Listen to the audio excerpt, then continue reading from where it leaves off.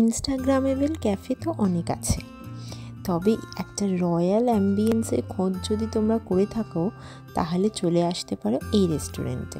Golden themed এই রেস্টুরেন্টের পুরোটাই ছিল খুব রাজকীয়ভাবে সাজানো।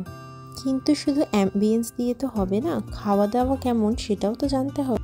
সেটারও রিভিউ শেয়ার করব তোমাদের সাথে। তবে তার আগে ভিডিওগুলো ভালো লেগে থাকলে আমার চ্যানেলটা লাইক আর সাবস্ক্রাইব করে দিও। আজ আমি চলে গেছিলাম বেহালার সারতাজ বলে একটি রেস্টুরেন্টে। বেহালা চৌরাস্তার জেমস লং সরণিতে এই রেস্টুরেন্টটি অবস্থিত। এটি একটি মোগলাই রেস্টুরেন্ট। আশা করি অ্যাম্বিয়েন্সটা দেখে সেটা তোমরা সবাই বুঝে গেছো।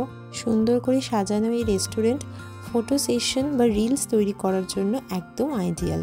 এদের সিটিং অ্যারেঞ্জমেন্টটা বেশ বড়ই, দুটো রুম মিলে রয়েছে, তো একসাথে অনেকেই বসতে পারবে।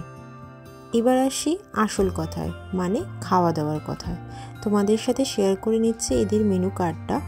এদের মেনুতে কিন্তু খুব কমই আইটেম রয়েছে, তবে খুব শিগগিরই এরা আরও নতুন কিছু আইটেম অ্যাড করতে চলেছে এদের মেনুতে।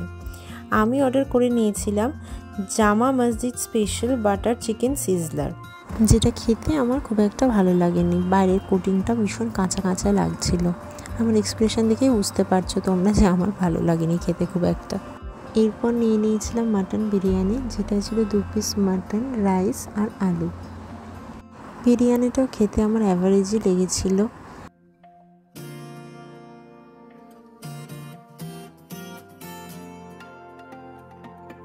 অ্যাম্বিয়েন্সটা যতটা সুন্দর, টেস্টটাও অত সুন্দর হলে খাবারের হয়তো একটু বেশি ভালো লাগতো।